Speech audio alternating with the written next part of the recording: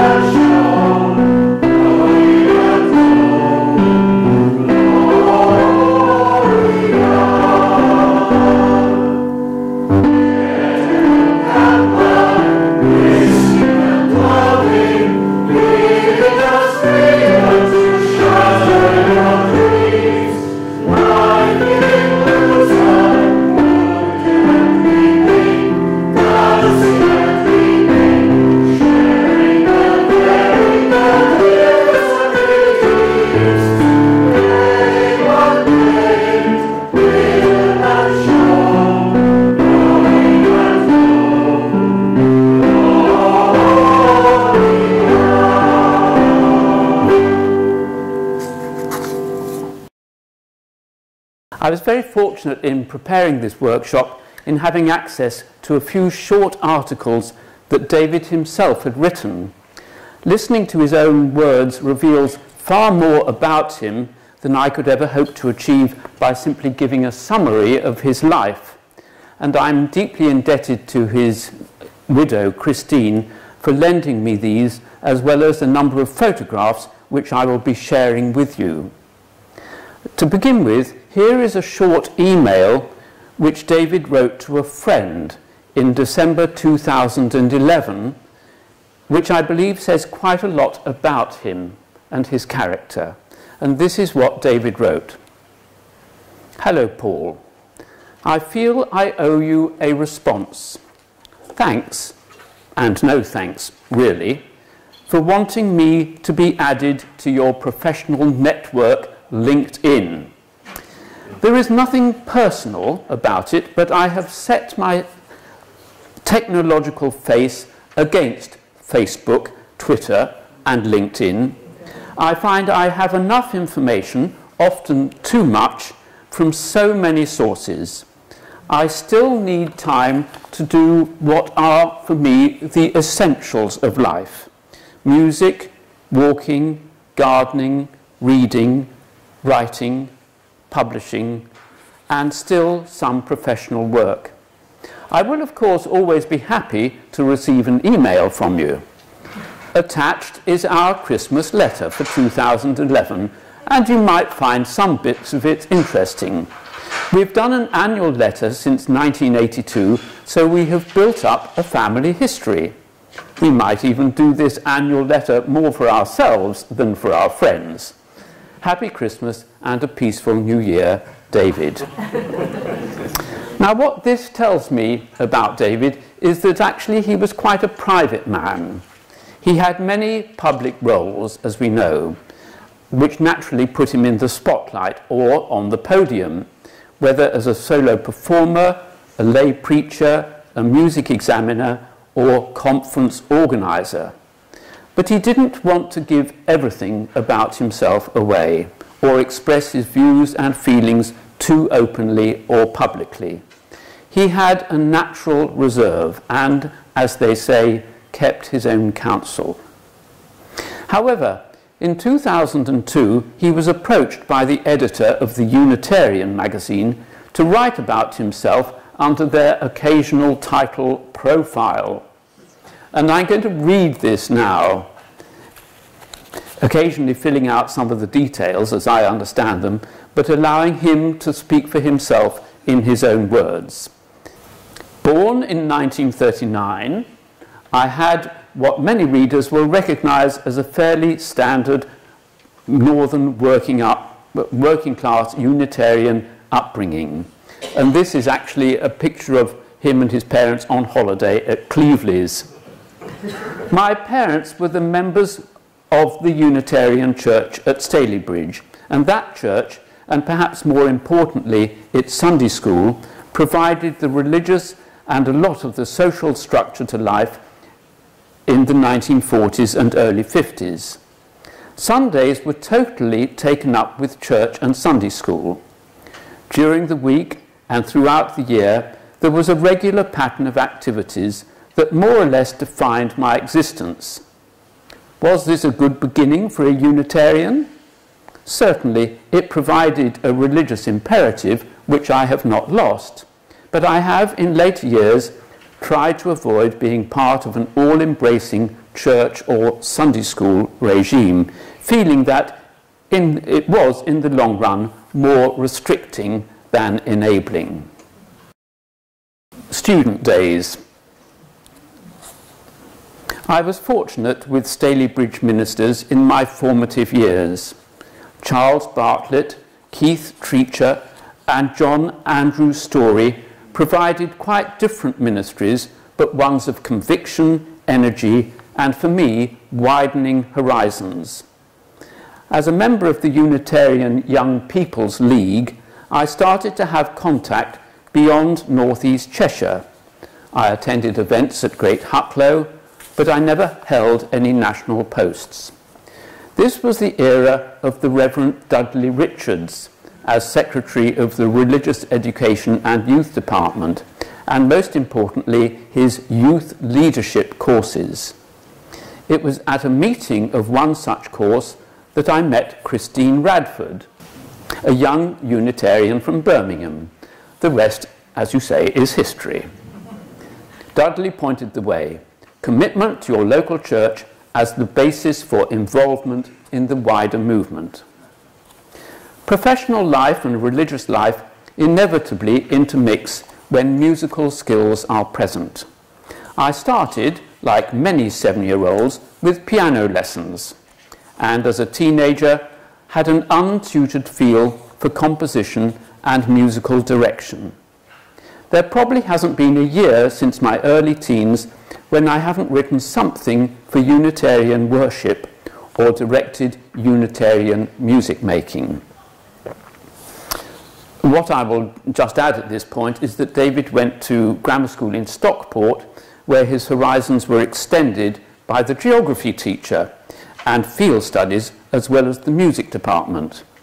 He played the viola in the Stockport Youth Orchestra and was invited by friends to play string quartets in Cheshire before cycling home at night.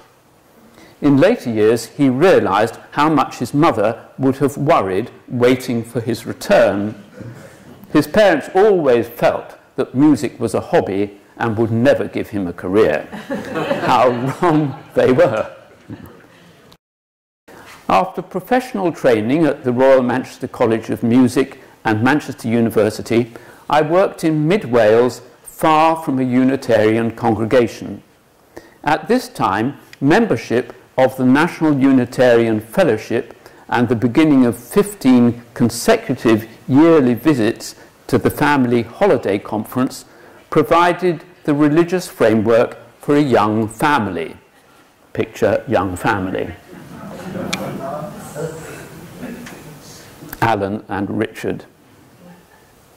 After 4 years of teaching in Hull, and evidently this was a very tough place where he worked hard to encourage kids to become involved in music. And the next picture, please. And this is early in his conducting career, conducting the David Lister High School Band in Hull. Anyway, they had 4 fairly tough years in Hull, and then we moved to the West Riding, professionally into training teachers, and religiously into the inspired ministry of Ben Downing at Russell Street, Bradford. And this is David in Bradford. And while he was in Bradford, during the 80s and 90s, he conducted the Bradford Opera Group, which is something which he did for 12 years. And here he is with this is with the Bingley Orchestra. And then, yes, and there he is in a production of Il Trovatore, apparently. And so he really cut his teeth as a professional conductor with this very good opera group. As a creedless denomination, anything we put into print takes on greater significance. Our hymn books say a lot about us, and I was pleased to be associated with the Reverend Sidney Knight in the production of both Songs for Living, 1972, and Hymns for Living, 1985. 2 books that were needed at the time to reflect the changing and widening focus of Unitarian thought and its expression. I still find Hymns for Living convincing, although I'm not altogether happy with some of my own music, but that is the nature with most creativity. There he is. Now, this is when he was musical director of the Bradford Opera Group. And now, at that point, we're going to have a pause for another hymn.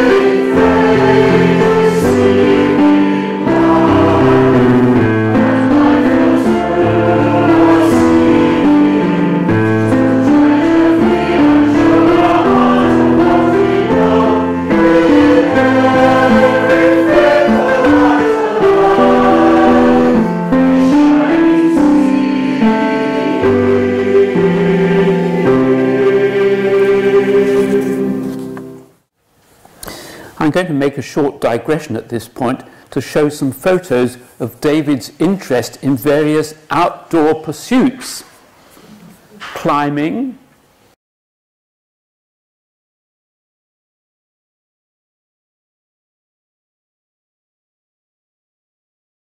running,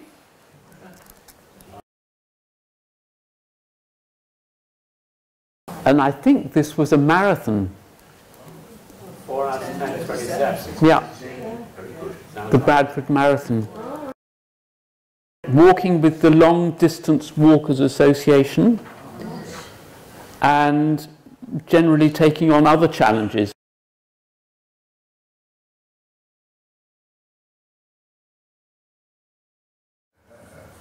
Anyway, he continued with his profile. Reverend Arthur Vallance encouraged me to attend an Oxford conference of the Unitarian Church Music Society in the late 1970s. And in the 80s, I became chairman of the Music Society. A more significant contribution has been made to the many conference workshops and the editing, including much writing, of the newsletter Cantimus. And we've got some copies of old editions of Cantimus to offer you later. I started with volume 35 of Cantimus in 1985. I missed a couple of editions while I was working abroad, but have just published volume 66.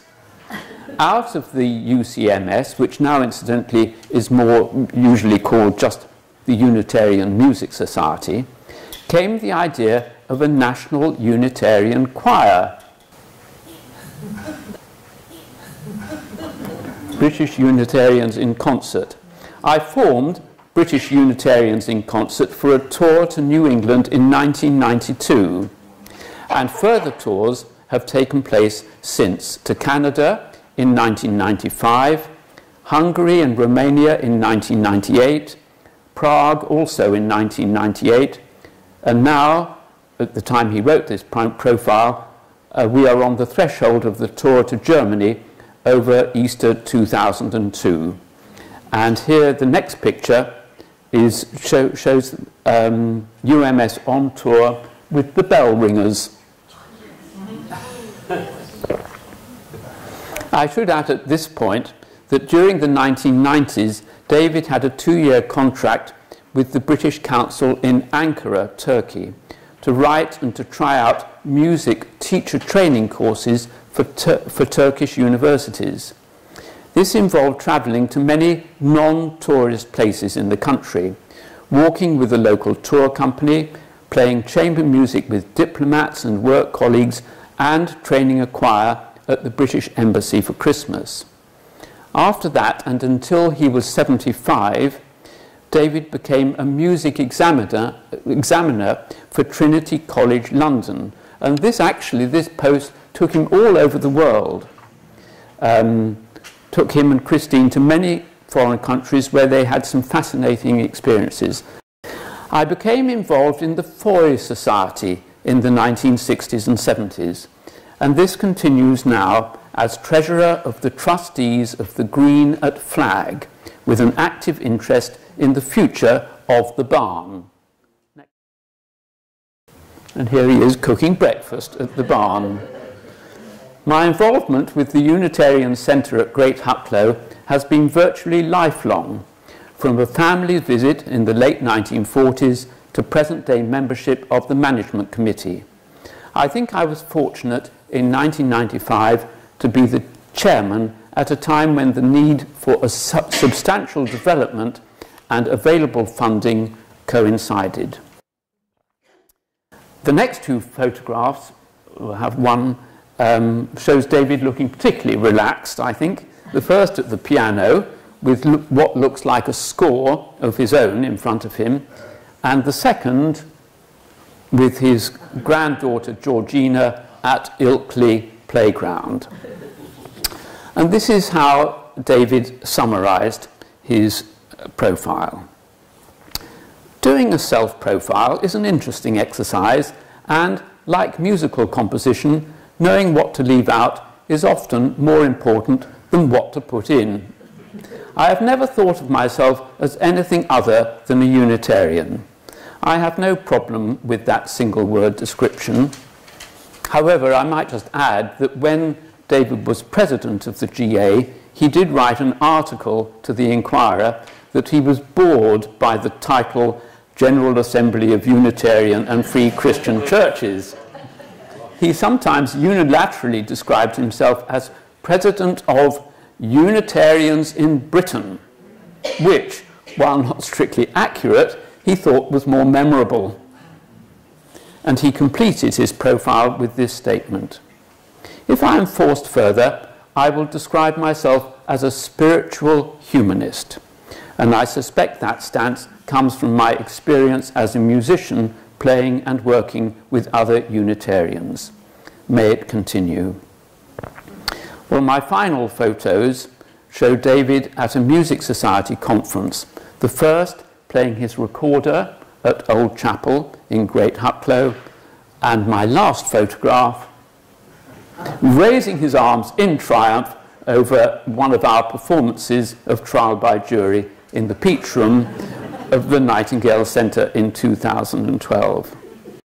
We've got one more hymn to sing in a moment, and then I'm going to give some of my own, quite briefly, recollections of how I got to know David. But first of all, I'd like to read you from Roots and Wings, and this is what he wrote under the title of Our Common Humanity. We want peace. We long for peace. Obvious, or perhaps not. Straightforward? By no means. Different beliefs, varying cultures, contrasting lifestyles, attitudes and values that differ, and are all deeply embedded.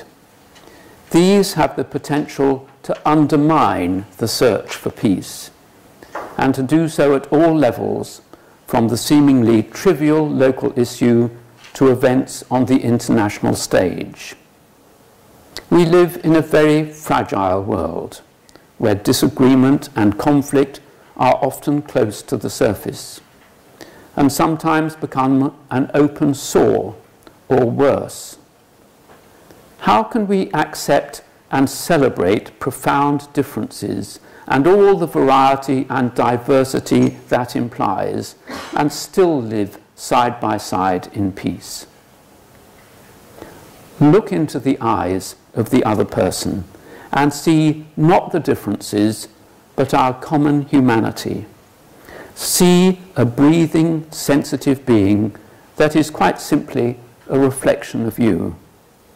External differences now fade, and a shared humanity is revealed. Then peace may begin. And now let's join together and sing the third hymn, A Church is a Living Fellowship.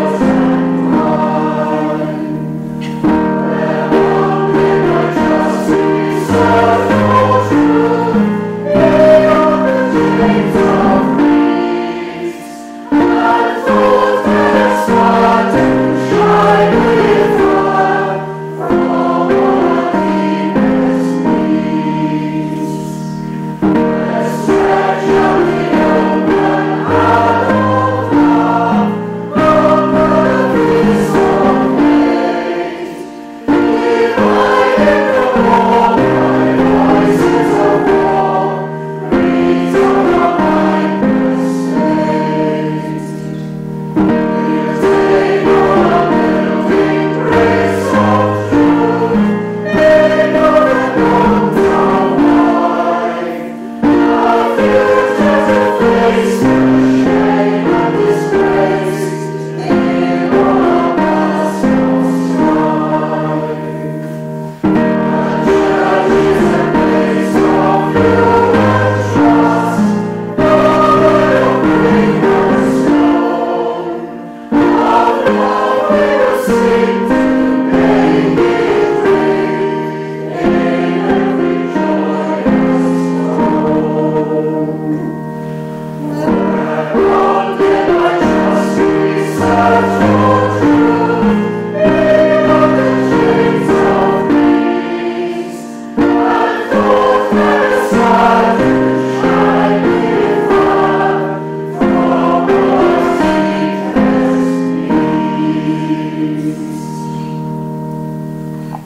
before I bring this time of remembrance to a close, I would like briefly to talk about my own relationship with David. I met him through the Unitarian Music Society many years ago, and with Adrienne, my partner, shared many happy times with him and Christine, not only at these summer conferences, but also at their home in Ilkley. David struck me as a self-contained man, not given to overdue praise or flattery, enthusiastic, set very high standards both for himself and others, but moderate in his taste and opinions. And I will just share one little incident which exemplifies this, I think. Once we always have what we call a main work at the summer conferences, which we practice over the August weekend. And one of those was Purcell's Dido and Aeneas. And he cast me as Aeneas, which was a very proud moment for me because I'd never been in an opera before, let alone being cast as the tenor lead. So I was quite excited about this. And so I was given plenty of time to practice it, which I did at home. But one day I had a phone call from David, and he wanted to come over and hear me sing it. And so he drove over one day from Bradford to York, where I live, and he put me through my paces. He sat at the piano, and I had to sing the part, and I thought it was going quite well. And he said, well, that bit's not quite right. Just do that bit again, you see. So I sang it again. It seemed okay to me. And it was obviously getting slightly better. And anyway, we invited him for lunch and so on. And then in the afternoon, he said, let's go back to the piano, please, if you don't mind. And I worked on it for another 2 hours. Now, the part of Aeneas is not that big. It's only got 2 sections, really. But he really worked me quite hard. And at the end of it, by about 4 o'clock in the afternoon, he said that I was safe. That's the best you get. Yes, That's the best you get. I wasn't good. I wasn't even quite good, but I was safe. And with that, he went home. And I think that says quite a lot about David. He was not given to flattery. He set high standards for himself and for others. And actually, when I did hear the recording of it later, you know, I sang it and I thought it went quite well, but the recording, it wasn't that good, really. So I got the notes, I got the rhythm, but I probably wasn't much better than safe. But above all, David was open to new ideas, as I discovered when I once presented him with a new idea, and it was a libretto that I had written for a musical, and I had called it Oliver's Journey Home. I'll explain a little bit about the story, why I called it Oliver's Journey Home. I can't remember too much about the origin of this, but anyway, I wrote this libretto, and there were 1 or 2 local composers I tried it out on. They weren't very interested. And so I thought, I wonder whether David might possibly be interested. And I sent it to him, and to my great surprise, he liked the script and agreed to set it to music. He worked very hard on it. He insisted on many changes and additions to my text. We had a ding-dong email exchange for many months about this, and it was all with the aim of performing it at the summer conference 2 years ago. But by then, the pandemic had set in, which he fell prey to in Airedale Hospital, and he died, and the musical was never performed. And like so many things at that time, it just bit the dust and was in danger of sinking without trace. He'd practically done all the work on it. There was a bit of orchestration to do, but he produced the score, and he produced it really quite beautifully. You know, everything was done so professionally, ring bound and everything, and very professional, and he produced 50 copies of this, and we even tried it out at the conference the previous year to see if people would like it, and they did, so we were planning to do it, but it never happened. However, this year it is going to be performed in his hometown of Ilkley. Normally we would just perform it at the Nightingale Centre over the course of the weekend, but we decided to go for broke this time, and we're going to practice it at Great Hucklow, and then we're all going to pile into a coach, and we're going to perform it at the Clark Foley Centre in the centre of Ilkley, and where we hope to have an audience of 100 people, and to give it a good show, and it'll be our way of paying tribute to David, who was our loyal and inspiring president for so many years. The story of it, of the show, it's supposed to be based on a sort of odyssey. The idea is that, as you know, Odysseus went off to fight in the Trojan Wars, and then he had a long, perilous journey full of adventures on the way back. Well, it's a kind of feeble parody of that in a way. Oliver is a young violinist who comes from Bridlington-on-Sea, where his parents own a fish and chip shop. Not exactly Ithaca in the Greek islands, but anyway, it's my idea of Ithaca. He's a violinist, and the opening words refer to the Odyssey. You may have heard of Homer, Odysseus and the rest. We can't beat that for telling, it surely is the best. A 10-year trip of troubles, frustrations and delays. This one's hardly epic, but it has reminiscent ways. Let's introduce our hero, Oliver Richard Dunn, a minstrel boy, a singer and composer rolled into one. A Yorkshire lad with mum and dad, a happy family, all living at our favourite place, Bridlington-on-Sea. And then Mr. and Mrs. Dunn, they talk about how they bought a chip shop and how successful it was. And then Oliver shows that he's quite good on his granddad's violin. And he started playing it, and his father realised, Ollie, my boy, that's just a toy. We'll buy you something special, and then with proper teaching, we'll turn your gift to a profession. And the chorus then sing, Oliver, go out there, capture every heart, in the festival at Salzburg, the concerts in Stuttgart. Terrible rhymes, but never mind, never mind. It inspired David from the Yangtze to the Yukon to the mighty Mississippi, but don't forget old Bridlington and your parents' fish and chippy. And now you're going to be given a small rendering of this. Richard has kindly agreed to do a bit of singing, so you're going to get a taster of it.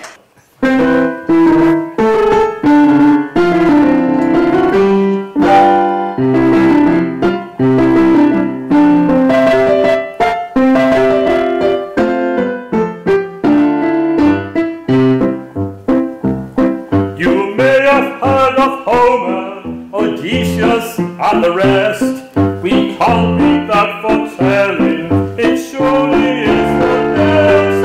A 10-year trip of troubles, frustrations and delays. This one's hardly epic, but has reminiscent ways. Let's introduce our hero, Oliver Richard Dunn, a minstrel boy, a singer and composer.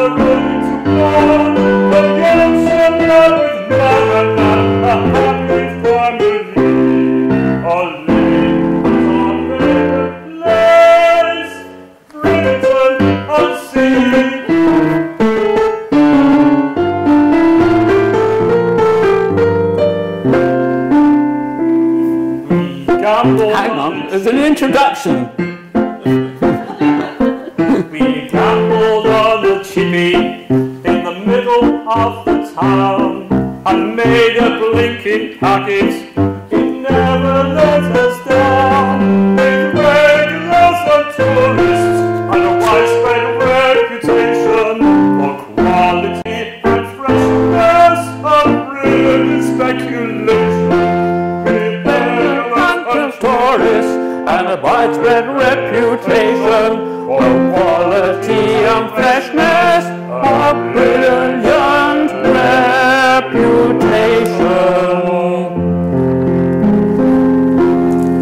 I showed a bit of talent on my granddad's ancient fiddle, and when 18 my dad, who was never one to quibble, said, "Honey, my boy, that's just as fine. Will buy you something special, and then we can turn your gift to your profession." Oliver, go out there, capture every heart in the festivals of Strasbourg, the concerts in Stuttgart, from the Yangtze to the Yukon, to the mighty Mississippi. But don't forget the biggest, your parents' fishing shipping.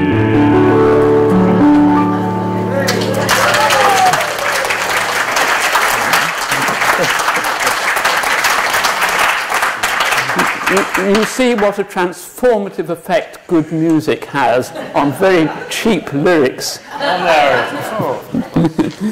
Anyway, I just want to tell you a little bit more about the story. And Oliver goes off to a violin academy in Huddersfield. And he's doing quite well, but there's something about a bit stiff and laboured about his playing. And somehow he needs to free up a bit, and it's slightly troublesome. Now, on the journey home, his odyssey, a strange experience happens, and I'm not going to tell you what it is, because you must come and see the show in Ilkley to find out.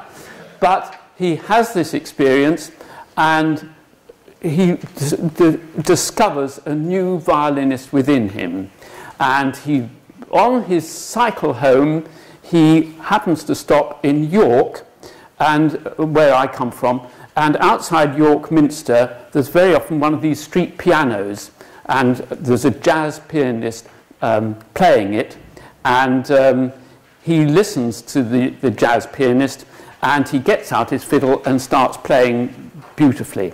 And we're just going to play you a little bit of the jazz pianist, the pianist as well has the effect of getting all the chorus tapping and dancing in the streets. Bottom of 47, okay. 4 bars in.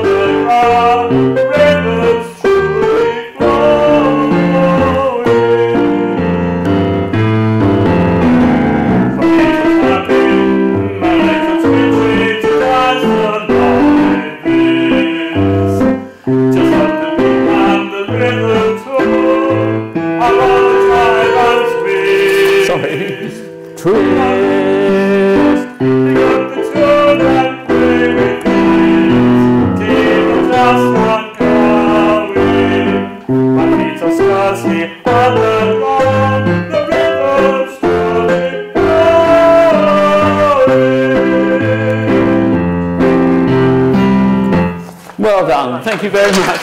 Thank you very much, Richard.